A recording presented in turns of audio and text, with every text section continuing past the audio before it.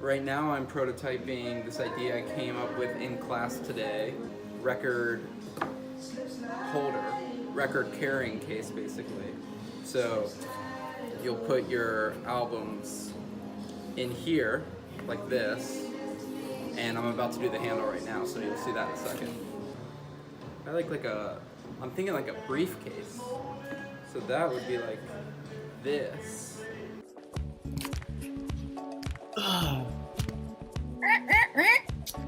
I just was talking about how I got into design and this kind of stuff for like 15 minutes, but none of it was recorded.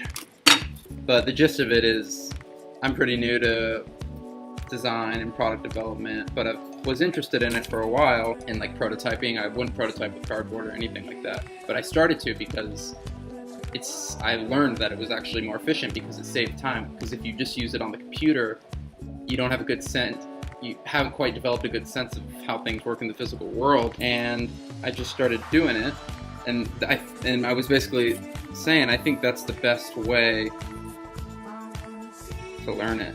Is just to start dabbling in it, and don't be intimidated by sort of the most pretentious, D-bag, intimidating people in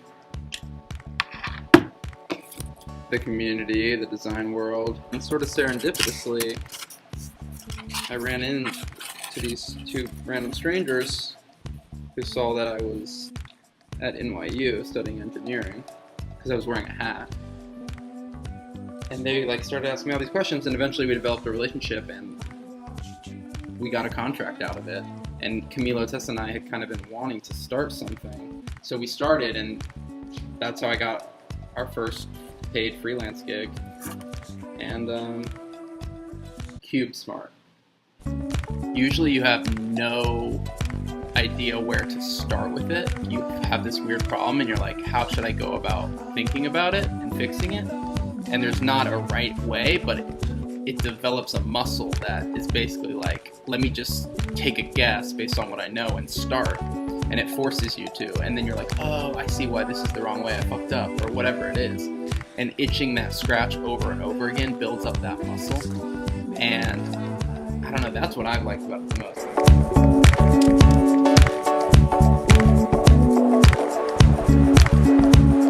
Check this out. Bam.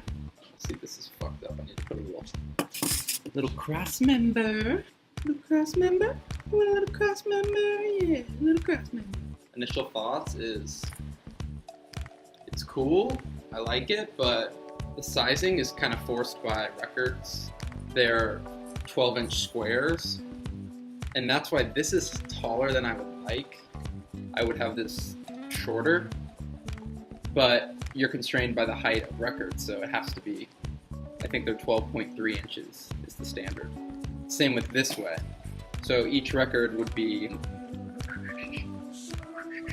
if it was exactly 12.3, you can't get your hand under there. And I figured 2 inches is kind of a sweet spot. And I'm thinking this would be sweet in plywood, which is kind of obvious, but actually this would be pretty sweet. Doing this, the handle, out of plywood, you CNC it, and then the structure, all the walls and the base would be laser cut acrylic that you just cut out, and then you just fold it up together and drill it through. So then it's this ply with this beautiful transparent plastic. I thought that would be cool. See, this is getting all cheap. So anyway, I want it to be structural. I'm just trying shit right now because I don't want that handle to bow up on you. Even though this is a janky little prototype. kind of annoying. This video quality is so garbage. It's like a pizza box.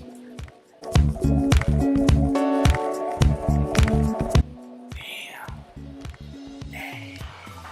Sick. Little prototype.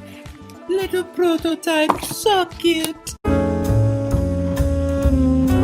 It's just nice, like coming up with an idea and actually having to make it with your hands. Sounds corny, but it's actually nice. All day I deal with like academia, like equations to solve a problem. And you're talking about real things like heat exchangers and fluids flowing, but there's not that much hands-on in the curriculum. Last year and a half, 2 years of school, starting to integrate design and making into the engineering degree has been really great.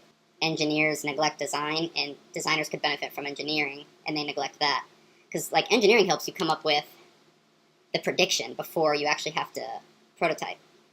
And it can save you time because you can be like, well, I already know the values are going to be less than 100 and greater than 50 for whatever. It could be a temperature, it could be a fluid, flow rate, it could be length. You narrow down the range with the equations and the predictions, the theoretical. And then when you go into the practical, the real world, there's less trial and error. I think designers could benefit from more of that, more planning. And engineers could benefit from design. They tend to over-design things and sometimes neglect simpler, more intuitive answers. That's synthesis. Designers and engineers is a sweet spot. Look at it. I literally made this hunk of shit. It is what it is. You gotta start somewhere.